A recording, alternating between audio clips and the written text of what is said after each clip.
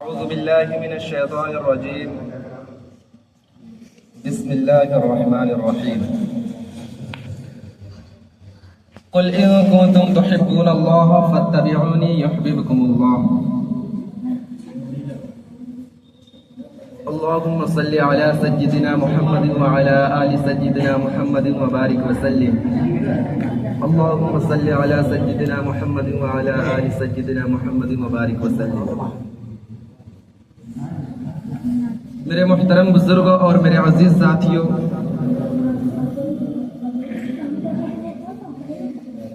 جب بھی ہم باجماعت نماز پڑھتے ہیں تو ایک امام ہوتے ہیں اور باقی مقتدی ہوتے ہیں. تو مقتدیوں کے اوپر یہ لازم ہوتا ہے کہ وہ امام کی اقتداء کرے. اگر کوئی مقتدی امام کی اقتداء نہ کرے تو اس کی نماز صحیح نہ ہوگی. جس طرح نماز میں ایک امام ہے، اسی طرح ہماری پوری زندگی کے امام سیدنا رسول اللہ صلی اللہ علیہ وسلم ہے.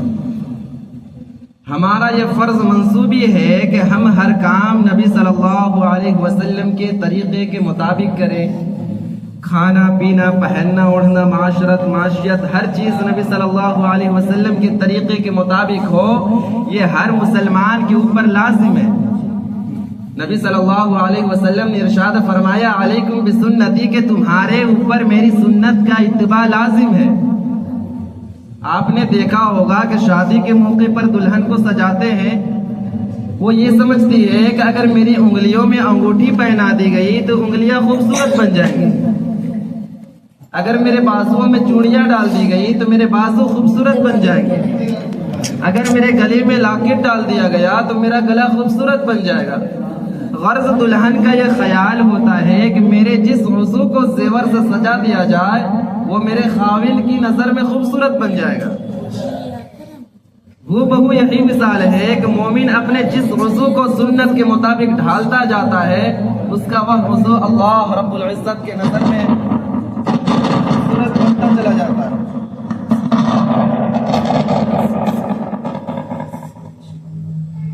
حتیٰ کہ اگر سر کے بالوں سے لے کے پاؤں کے ناخنوں تک وہ اپنے آپ کو سنت کے مطابق بنا لے تو وہ سجے ہوئے انسان کی طرح اللہ رب العزت کے نظر میں پیارا ہو جاتا ہے، محبوب ہو جاتا ہے. اس لیے ارشاد فرمایا قل ان کنتم تحبون اللہ، کہ اے میرے محبوب آپ فرما دیجئے اگر تم اللہ سے محبت کرتے ہو فاتبعونی، تم میری اتباع کرو. یحببکم اللہ، اس کا نتیجہ یہ ہوگا کہ اللہ رب العزت تم سے محبت فرمائیں گے، تم اللہ رب العزت کے محبوب بندے بن جاؤ گے. امام مالک رحمت اللہ علیہ فرمایا کرتے تھے کہ نبی اکرم صلی اللہ علیہ وسلم کی سنت نوح علیہ السلام کی کشتی کے مانند ہے. جو اس کشتی پر سوار ہو گیا وہ نجات پا گیا، اور جو اس کشتی سے پیچھے رہ گیا وہ دنیا کے طوفان کے اندر غرق ہوگا. ایک حدیث پاک میں آتا ہے کہ نبی صلی اللہ علیہ وسلم نے ارشاد فرمایا کہ جو شخص میری سنت کا اس وقت اکرام کرے جبکہ سنت کی طرف سے بے توجہی کی جا رہی ہو، اس کو چھوڑا جا رہا ہو، تو آقا صلی اللہ علیہ وسلم ارشاد فرماتے ہیں کہ اس کو 100 شہیدوں کا ثواب عطا کیا جائے.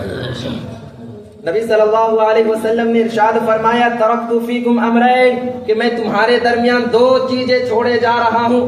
لا تضلوا ان تمسکتم بہما، تم ہرگز گمراہ نہیں ہوگے اگر تم ان دونوں کو پکڑے رہو گے. کتاب اللہ و سنت نبیہ، ایک اللہ تعالیٰ کی کتاب اور دوسرا اس کے حبیب صلی اللہ علیہ وسلم کی سنت کی اتباع کرنا. اس لیے ہمیں چاہیے کہ ہم نبی صلی اللہ علیہ وسلم کی سنت کی پیروی کریں. ہم اپنے ظاہر کو نبی صلی اللہ علیہ وسلم کے طریقے سے مزین کریں اور اپنے باطن کو اللہ رب العزت کے معرفت سے منور کریں. عام طور پر اگر کوئی نمونہ ہو تو اس کو اپنانا آسان ہوتا ہے. اللہ رب العزت نے اپنے حبیب صلی اللہ علیہ وسلم کو بھیج کر اتمام حجت فرما دی کہ میرے بندو، میرے حبیب صلی اللہ علیہ وسلم تمہارے درمیان زندگی گزار چکے، اب ان کی ایک ایک بات محفوظ ہے. تم ہر عمل اگر ان کے طریقے کے مطابق کر لوگے تو قیامت کے دن تم میری نگاہ میں پیارے ہو گئے، محبوب ہو گئے، اس لیے کہ ان المحب لمن یحب مطیع، محب جس سے محبت کرتا ہے تو اس کا مطیع ہوتا ہے۔ تو تم اگر میرے نبی صلی اللہ علیہ وسلم سے، میرے حبیب صلی اللہ علیہ وسلم سے محبت کے دعوے دار ہو تو تمہیں چاہیے کہ تم ان کی سنت کی پیروی کرو۔ آپ نے دیکھا ہوگا کہ مارکیٹ کے اندر جب کوئی چیز آتی ہے تو اس کے اوپر حکومت کے متعلقہ محکمے کی مہر لگی ہوئی ہوتی ہے۔ کوئی بھی فوڈ آئٹم، کھانے پینے کی چیزیں، تو گورنمنٹ اس پر مہر لگا دیتی ہے کہ تمام قوانین کے مطابق یہ کھانا تیار کیا گیا ہے۔ اب مہر لگے ہوئے اس چیز کی کچھ اور قیمت ہوتی ہے۔ اگر کچھ ایسا فوڈ آ جائے کہ جس پر رجسٹرڈ ہونے کی مہر نہیں لگی ہوئی ہے تو اول تو اس کو دکانداری نہیں رکھتا، اور اگر رکھ بھی لے تو گاہک اس کو نہیں خریدتا۔ قیامت کے دن یہی ہوگا۔ اللہ رب العزت ارشاد، اللہ رب العزت کے فرشتے متعین ہوں گے، انسان کا نام اعمال پیش کیا جائے گا، جس عمل پر سنت کی مہر لگی ہوگی اس کو قبول کر لیا جائے گا، منظور کر لیا جائے گا، اور جس عمل پر سنت کی مہر نہیں ہوگی اس کو رد کر دیا جائے گا۔ کہہ دیا جائے گا کہ آج کے دن میں اپنے حبیب صلی اللہ علیہ وسلم کی سنت ہی کو قبول کیا جائے گا۔ آپ اگر درزی کے پاس جائیں کہ میرا ایک کپڑا ہے، کرتا ہے، مجھے اس کے مطابق ایک اور کرتا بنا کے دے دے، تو آپ جب وصول کرنے جاتے ہیں تو پہلے کرتے کے بالکل مطابق اس کی پیمائش دیکھتے ہیں، لمبائی بھی، چوڑائی بھی، ڈیزائن بھی۔ اگر کوئی بھی چیز اس سے ذرا بھی مختلف ہو تو آپ درزی کو کہتے ہیں کہ جناب جب میں نے آپ کو ماڈل دیا تھا تو آپ نے کیوں اس کے مطابق نہ بنایا؟ قیامت کے دن یہی ہوگا۔ اللہ رب العزت ارشاد فرمائیں گے، میرے بندو میں نے تمہارے درمیان ایک نمونہ بھیجا تھا، میں نے اپنے حبیب صلی اللہ علیہ وسلم کو بھیجا تھا، تمہیں چاہیے تھا کہ تم ہر عمل ان کے طریقے کے مطابق کرتے تو آج تمہارے اعمال قبول کر لیے جاتے۔ یاد رکھیے کہ اللہ رب العزت نے اپنے تک آنے کے سارے راستے بند کر دیے، سارے دروازے بند کر دیا ہے، سارے دروازے بند کر دیے سوائے اس راستے کے جس راستے پر نبی صلی اللہ علیہ وسلم چلے اور اللہ رب العزت تک پہنچے۔ جو بندہ بھی چاہے کہ میں بھی اللہ رب العزت تک پہنچ جاؤں، اللہ سے واصل ہو جاؤں، تو اس کو بھی چاہیے کہ وہ بھی ہر کام میں نبی صلی اللہ علیہ وسلم کے طریقے کو اپنائے۔ اس سنت کی اللہ تعالیٰ کی یہاں اتنی اہمیت ہے کہ موسیٰ علیہ السلام کا حکم ہوا کہ آپ جادوگروں کا مقابلہ کیجئے۔ اللہ تعالیٰ کا حکم ہوا اذهب الى فرعون انه طغى، کہ آپ جائیے فرعون کے پاس، وہ باغی طاغی بن گیا ہے۔ موسیٰ علیہ السلام جاتے ہیں، وہاں جادوگروں سے مقابلہ ہوا، اللہ کی شان کے جادوگروں نے ایمان قبول کر لیا۔ تو موسیٰ علیہ السلام بڑے حیران ہوئے کہ اللہ آپ نے تو مجھے نام لے کر فرمایا تھا کہ جاؤ فرعون کے پاس، وہ باغی طاغی بن گیا ہے، اور اب فرعون کو ہدایت نہ ملی بلکہ جادوگروں کو ہدایت مل گئی۔ تو اس کی وجہ یہ تھی کہ اس زمانے میں جب دو پارٹیوں میں مقابلہ ہوتا تھا اور بادشاہ کو جب کوئی مقابلہ دیکھنا ہوتا تھا تو ان کی ایک یونیفارم ہوا کرتی تھی۔ اب جب موسیٰ علیہ السلام اور جادوگر آمنے سامنے ہوئے تو وہاں کے جو افسر تھے انہوں نے کوشش کی کہ موسیٰ علیہ السلام جادوگروں والا لباس پہنے، وہ تو اللہ کے نبی تھے، انہوں نے انکار کر دیا۔ اب وہ بڑے حیران کہ کرے تو کیا کرے، چنانچہ انہوں نے یہ فیصلہ کیا کہ چلو یونیفارم تو ایک جیسی ہوگی، ہم جادوگروں کو ہی موسیٰ جیسا چوگا پہنا دیتے ہیں۔ چنانچہ انہوں نے موسیٰ علیہ السلام جیسے کپڑے پہنا دیے۔ اب جب موسیٰ علیہ السلام نے پوچھا کہ اے میرے اللہ، فرعون کو ہدایت نہ ملی بلکہ جادوگروں کو ہدایت مل گئی، تو اللہ کریم نے فرمایا کہ اے میرے پیارے موسیٰ، جب میں ہدایت کا فیصلے کرنے لگا تو میری رحمت نے اس چیز کو زیادہ پسند کیا کہ میں پہلے ان کو ہدایت دوں جو میرے ایک نبی سے مشابہت رکھتے ہیں۔ اب سوچئے کہ وہ جادوگر جو اپنے شوق سے نہیں بلکہ مجبور ہو کر مشابہت اختیار کرتے ہیں، اللہ تعالیٰ کو ان کی بھی مشابہت پسند آتی ہے۔ تو جو بندہ اپنے شوق سے، محبت سے، چاہت سے اور لگن سے نبی صلی اللہ علیہ وسلم کے طریقے کو اپنائے گا تو سوچئے وہ انسان اللہ رب العزت کی نظر میں کتنا پیارا لگے گا، کتنا محبوب لگے گا۔ چنانچہ صحابہ رضی اللہ تعالیٰ عنہم کا زندگیوں کو آپ پڑھ کر دیکھ لیجئے، ان میں اتنی سنت کی اتباع تھی کہ باہر سے آنے والوں کو پوچھنا پڑتا تھا من منکم محمد، تم میں سے محمد کون ہے؟ چنانچہ سیدنا ابو بکر صدیق رضی اللہ تعالی عنہ اور نبی صلی اللہ علیہ وسلم جب غار حرا سے آئے تو اس وقت جب مدینہ پہنچے تو مدینہ کے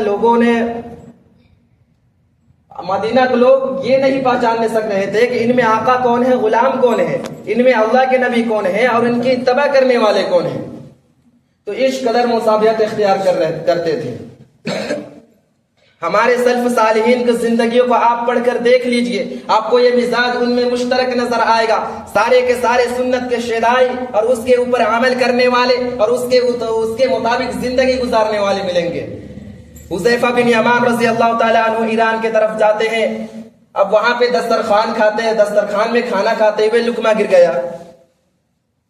اب سنت یہ ہے کہ اگر دسترخوان پہ لقمہ گر جائے تو اٹھا کے کھا لو، پاک صاف ہوتا ہے. چنانچہ انہوں نے کھا لیا. تو قریب والے نے کہا جناب یہاں کے عمرہ موجود ہے اور یہ اس چیز کو اچھا نہیں سمجھتے، یہ معیوب سمجھتے ہیں. تو خدیجۃ الکبریٰ تو حذیفہ بن یمان رضی اللہ تعالیٰ عنہ نے جواب دیا، عاشقانہ جواب دیا. فرمایا اترک سنت حبیبی لہؤلاء الحمقاء، کہ ان احمقوں کے خاطر میں اپنے آقا صلی اللہ علیہ وسلم کی سنتوں کو چھوڑ دوں. اس سے پتہ چلتا ہے کہ نبی صلی اللہ صحابہ کی نظر میں نبی صلی اللہ علیہ وسلم کی سنت کی کیا قیمت ہوا کرتی تھی. جنید بغدادی رحمت اللہ علیہ کے پاس ایک سالک آیا، 9-10 سال رہا. ایک دن کہنے لگا حضرت میں جاتا ہوں. پوچھا کیوں جاتے ہو؟ کہنے لگا تو میں تو اس لیے آیا تھا کہ میں تو کچھ کرامت دیکھتا اور میں نے تو ان 10 سالوں میں کوئی کرامت نہیں دیکھی. تو جنید بغدادی رحمت اللہ علیہ نے فرمایا کہ تم یہ بتاؤ کہ تو نے ان 10 سالوں میں کوئی عمل سنت کے خلاف دیکھا؟ وہ کہنے لگا کہ سنت کے خلاف تو کوئی عمل نہیں دیکھا. تو جنید بغدادی رحمت اللہ علیہ نے فرمایا کہ یہ سب کرامتوں سے بڑی کرامت ہے کہ انسان اپنی زندگی کو بے اختیار سنت کے مطابق گزارنے والا بن جائے. ہمارا ہر عمل ایسا ہو کہ نبی صلی اللہ علیہ وسلم کے سنت کے مطابق ہو. شفاعت النبی صلی اللہ علیہ وسلم فی اہل الذنوب یوم القیامہ، یہ حدیث میں نے پہلے بھی سنائی تھی کہ قیامت کے دن نبی صلی اللہ علیہ وسلم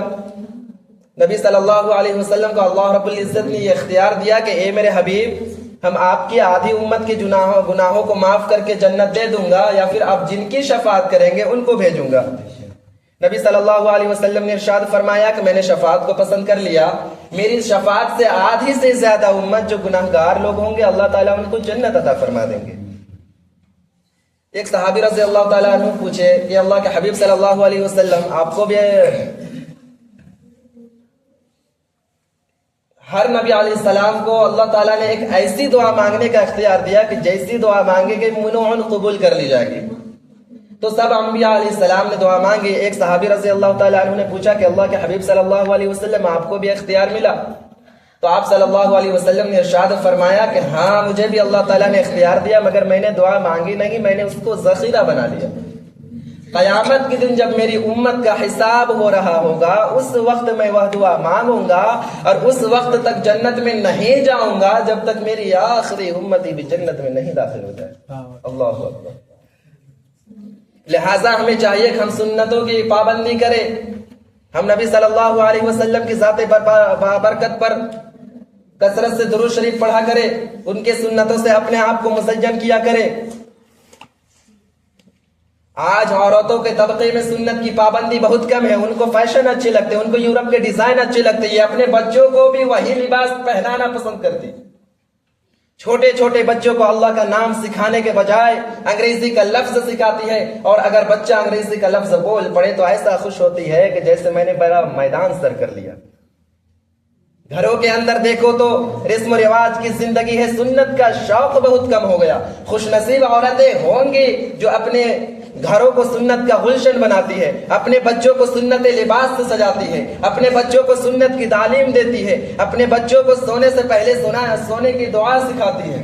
یہ کام آج بہت کم عورتیں کرتی ہے، جس کی وجہ سے قیامت کے دن نبی صلی اللہ علیہ وسلم کی شفاعت ملنا مشکل ہوگا. نبی صلی اللہ علیہ وسلم ارشاد فرمائیں گے تم غیروں کے طریقے پسند کرتی تھی، تمہیں گفتار ان کے پسند، طریقے ان کے پسند، میرے طریقے تو تجھے اچھے ہی نہیں لگتے تھے، آج میں تیری کیا شفاعت کروں. اس دن احساس ہوگا کہ جن سے ہمیں وفا کرنی تھی ہم دنیا میں ان سے جفا کر بیٹھے. آج کے دور میں مادی سہولیات کی انتہا ہے، کھانے میں اتنی قسمیں کی گننی مشکل ہو جاتی، پینے کے لیے اتنا جوس ہے کہ انسان حیران ہو جاتا ہے. مکانات دیکھو تو محل کے مانند، سواریاں دیکھو تو کاریں ایک سے بڑھ کر ایک، بجلی کی نعمت، پنکھے کی نعمت، سفر کرنے کے لیے ریل گاڑی، جہاز، ٹیلی فون کی سہولت، تو کتنی سہولتیں زندگی میں آ گئی. مگر انسان کی زندگی میں سکون پیدا نہ ہوا، اس کی وجہ یہ ہے کہ ان چیزوں سے سکون نہیں ملتا۔ سکون اللہ رب العزت کی یاد سے ملتا ہے، سکون نیکوکاری کرنے سے ملتا ہے۔